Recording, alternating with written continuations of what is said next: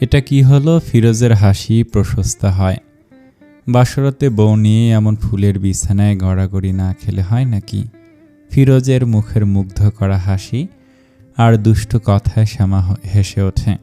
তারপর অভিনয় করে বসে, মোহনীয় চোখে তাকে বলল, আমাকে কেমন লাগছে? সুন্দর। শুধু সুন্দর? রানীর মতো। শ্যামা হেসে বলল, তুমি আমার রাজা। ফিরোজ শ্যামার কোলে শুয়ে পড়ে। আজকে কোনো ভয় নেই, চলে যাওয়ার তাড়া নেই, কারো আসার কথা নেই। আমার এখনো বিশ্বাসই হচ্ছে না। শ্যামা নিচু হয়ে ফিরোজের কপালে চুমু দিয়ে বলল, বিশ্বাস হচ্ছে? হ্যাঁ। শ্যামা আর ফিরোজ একে অপরের দিকে অপলক তাকিয়ে থাকে। ফিরোজ বলল, শ্যামা, আমার এত খুশি লাগছে যে ইচ্ছে করছে চিৎকার করে সারা দুনিয়াকে জানিয়ে দেই। ফিরোজ উঠে বসে। তুমি কাপড় পাল্টে নাও, খারাপ লাগছে নিশ্চয়ই। শ্যামা ফ্রেশ হয়ে আসে, টকটকে লাল সুতি শাড়ি পরে বেরিয়ে আসে। ফিরোজ বিছানায় বসে তারই অপেক্ষায় ছিল। স্নিগ্ধ রূপসী স্ত্রীকে দেখে বুকটা বেসামাল হয়।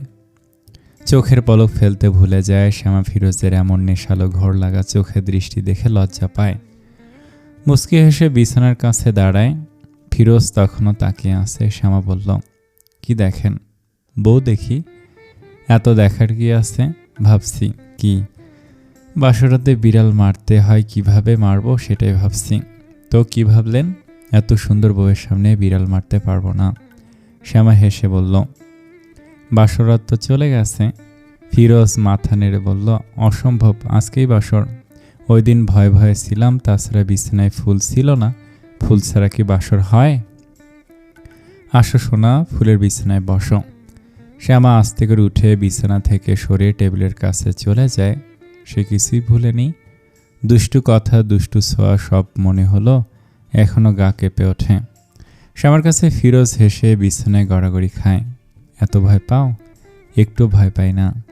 তাহলে ছুটাছুটি করছো কেন? শ্যামা কথা বলে না। ফিরোজ উঠে দাঁড়ায়, শ্যামার হাত ধরে বিছানায় বসে বলল, শ্যামা, আমার সোনা শোনো। সারা জীবন নারী নিয়ে আমার বৃতৃষ্ণা ছিল। ভেবেছিলাম কখনো বিয়ে করব না, এইভাবেই জীবন চলছিল। কিন্তু তুমি আমার মন চুরি করে সেখানে নিজে দখল নিলে। আমাকে পাগল বানিয়ে ঠিকই ভালোবাসা আদায় করে নিলে। তারপর আমি বুঝলাম যে এই শ্যামা পাখিকে ছাড়া আমার চলবে না। একদম বুকের মধ্যেইখানে স্থান দিলাম। পাখি কি আমার বুকে থাকবে? কথা দিচ্ছি, খুব ভালোবাসবো, খুব ভালো স্বামী হওয়ার চেষ্টা করব। শ্যামা ফিরোজের দিকে তাকিয়ে থাকে। ফিরোজ এত সুন্দর করে কথা বলে যে মুগ্ধ না হয়ে থাকা যায় না। ফিরোজ বলল, একটু জড়িয়ে নেই। শ্যামা কাছে এসে প্রিয়তমা স্বামীর কাছে নিজেকে সঁপে দেয়। ফিরোজ শ্যামাকে শক্ত করে জড়িয়ে ধরে। আজকে একটু ভয় লাগছে না? আমারও। শ্যামা ফিরোজের দিকে তাকিয়ে দুজনেই খিলখিল করে হেসে ওঠে। লুকানো বিয়ের কথা জানতে পারলে আরও সমস্যা হতো, অথচ কেউ জানতে পারেনি। দুজন দুজনের দিকে তাকায়। মুখে কথা না হলেও চোখে হাজারো কথা হয়। দুষ্টু ফিরোজ মিষ্টি শ্যামাকে নিয়ে কোনো ভয় ছাড়া পাড়ি জমায় ভালোবাসার এক বিশাল সমুদ্রে। ফিরোজের দুষ্টু ছোঁয়ায় শ্যামা খিলখিল করে হাসে। ভোরের উজ্জ্বল আলো জানালার পর্দা ভেদ করে রুম আলোকিত করে দিচ্ছে। প্রশস্ত বুকে পরম ভরসায় শ্যামা শুয়ে আছে। যে সজাগ আছে, কিন্তু ইচ্ছে করেই মিষ্টি পুরুষটার বুক থেকে সরে যাচ্ছে না, বরং সরে যাওয়ার বদলে ক্ষণে ক্ষণে ঘোর লাগা চোখে ফিরোজকে দেখছে। এই পুরুষটা ভীষণ মিষ্টি। ওনার সাথে মিশে শ্যামার এটাই ধারণা হয়েছে। সে লোমশ বুকে নাক ঘষে দেয়, টুপটাপ চুমু খায়। ফিরোজ নড়ে চড়ে চোখ বন্ধ করেই বলল, এত আদর করছো কেন? ফিরোজ জেগে আছে জানতে পেরে শ্যামা খানিক লজ্জা পায়। তার পাগলামি তাহলে সবই উপভোগ করছে। ফিরোজ হাত দিয়ে ধাক্কা দিয়ে তাকায়। শ্যামা আস্তে করে বলল, এমনি আদর করতে ইচ্ছে করছে তাই। ফিরোজ চোখ বন্ধ করে আবার বলল, এত আদর করো না, সমস্যা আছে, বুঝেছো? শ্যামা হেসে দেয়। আস্তে ধীরে উঠে বসে, নিজের দিকে তাকে লাজুক হাসে। তারপর ফ্রেশ হওয়ার উদ্দেশ্যে বাথরুমে চলে যায়। কিছুক্ষণ পরে রুমে এসে ফিরোজকে দেখে নিজেকে পরিপূর্ণ লাগে। আয়নার সামনে দাঁড়িয়ে নিজেকে দেখে। ভালোবাসার মুহূর্তে ফিরোজের পাগলামি বাড়ে, আর এরই ছাপ তার গায়ে পড়েছে। ভালোবাসার চিহ্ন শ্যামা শুয়ে শুয়ে দেখে। আশ্চর্যজনকভাবে তার একটু ব্যথা, অস্বস্তি কিংবা খারাপ লাগা হচ্ছে না, বরং এগুলো দেখে ভীষণ ভালো লাগছে। সুখে সুখে রঙিন প্রজাপতির মতো উড়াউড়ি করতে মন চাইছে। আচ্ছা, মেয়েদের প্রথম কি এমনই ভালো লাগা কাজ করে, নাকি সে তার মধুরাজাকে পেয়েছে বলে এমন হচ্ছে? কি জানি, শ্যামা এত কিছু ভাবে না। সে তার সুখটা উপভোগ করে, পেছনে প্রণয় পুরুষের ছোঁয়াপে তাকায়। ফিরোজ তার দিকে তাকিয়ে আছে। শ্যামা চুলে হাত বুলিয়ে বলল, ঘুম ভাঙলো আমার মধুরাজার। মধুরানী পাশে না থাকলে ঘুমও আসে না। আমার কি আরও কিছুক্ষণ থাকা উচিত ছিল? ফিরোজ শ্যামার গালে নিজের গাল মিশিয়ে দাঁড়িয়ে আয়নায় তাকিয়ে আদুরি কণ্ঠে বলল, সারাটা দিন। নতুন বউ এতক্ষণ শুয়ে থাকবে? থাকুক না, আচ্ছা অন্য একদিন। আজ কি সমস্যা? আজকে তাড়াতাড়ি বেরোনো উচিত। ফিরোজ শ্যামার হাতের উল্টো পিঠে চুমু দেয়, পরম যত্নে নিজের সাথে আগলে রাখে। শ্যামা বলল, এত আদর করেন কেন? ফিরোজ শ্যামাকে তার দিকে ফিরায়। তুমি আমাকে পাওয়ার জন্য যত আঘাত সহ্য করেছ, তা দূর করার জন্য সারা জীবন ভর আদর করলেও তা কমবে না। আমার জীবনটা সুখে সুখে পরিপূর্ণ করার জন্য ধন্যবাদ। সারা জীবন আমি তোমার কাছে কৃতজ্ঞ থাকব। আপনাকে কাছে পেয়ে সত্যি কোনো আঘাতের কথা মনে পড়ছে না। মনে হচ্ছে আমি এক সুখের সাগরের জাহাজে ভেসে বেড়াচ্ছি।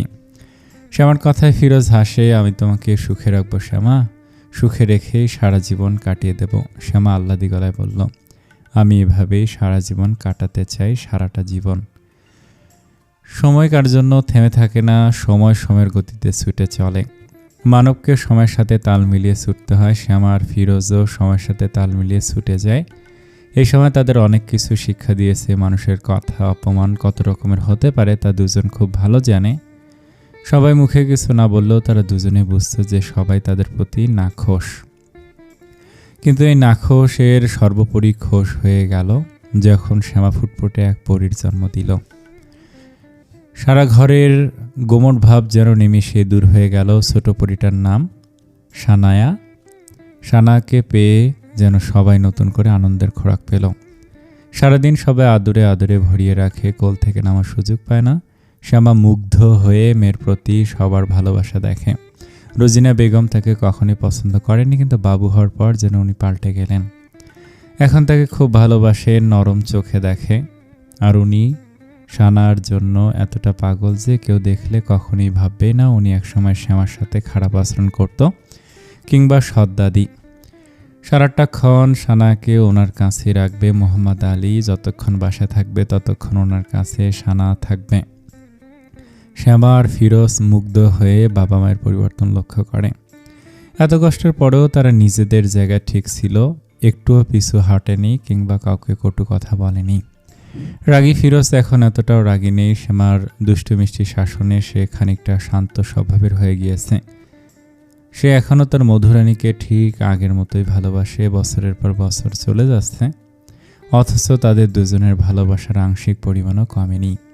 এই 5 বছরের সময় অনেক বদলেছে। দুষ্টু খামখেয়ালিপনা ছেড়ে হয়েছে ভীষণ দায়িত্বশীল এক নারী, যার কিনা স্বামী সন্তানের পাশাপাশি সবার দিকে নজর। সবাইকে ভীষণ যত্নে নিজের উপর সদয় করে নিয়েছে। পরিবারের প্রত্যেকটা সদস্য তার উপর খুশি। শ্যামাকে ছাড়া এখন ঘরে কিছুই হয় না।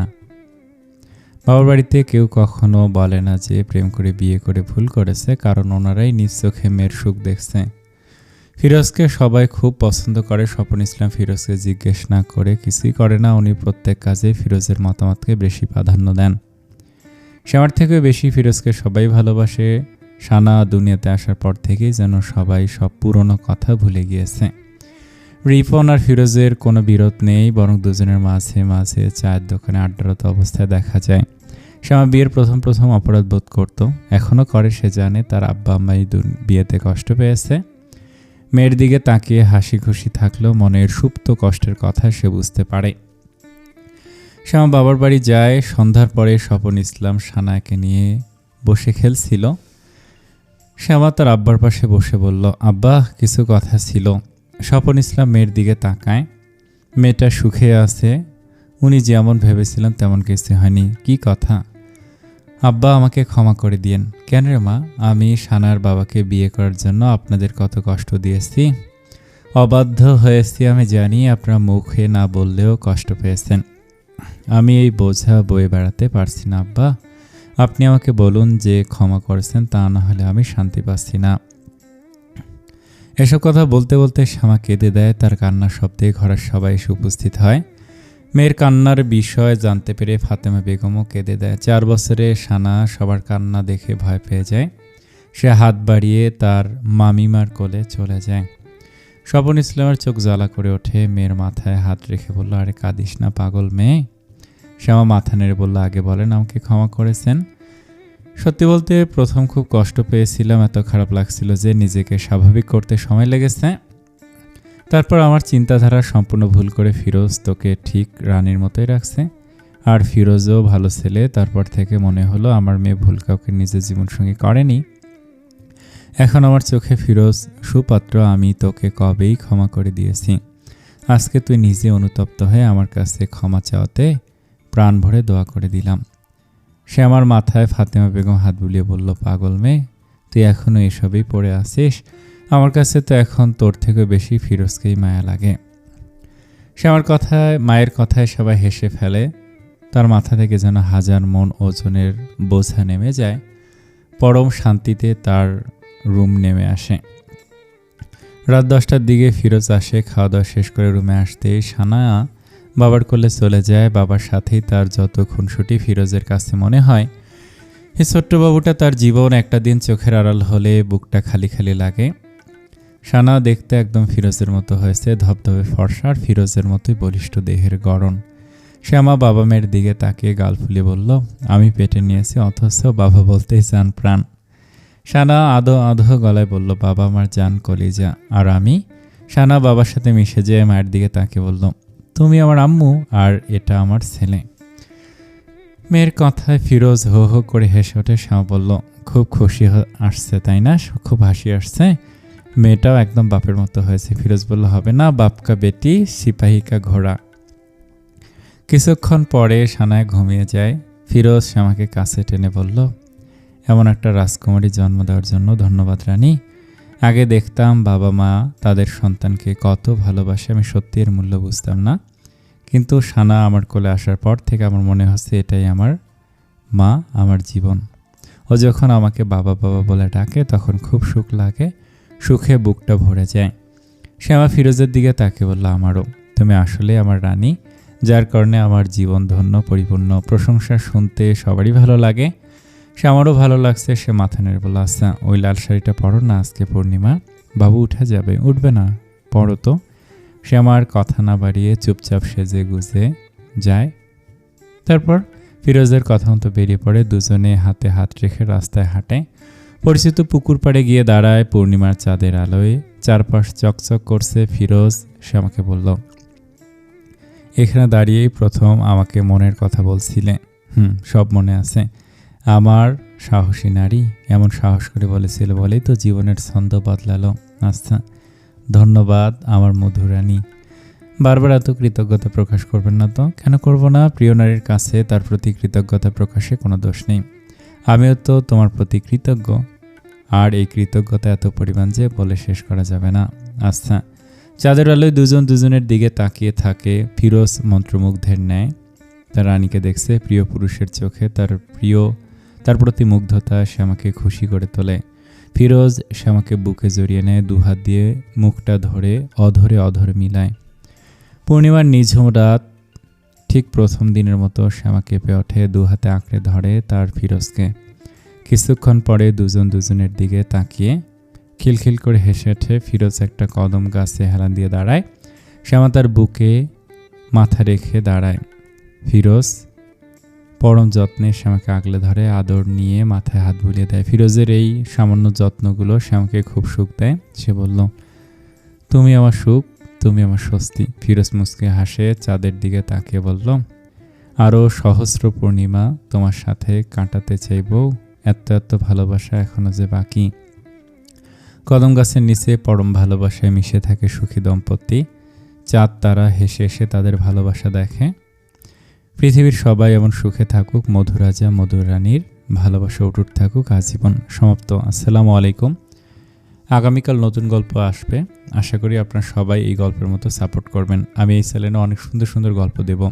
অনেক ভালো থাকবেন। আসসালামু আলাইকুম। আমার জন্য দোয়া করবেন।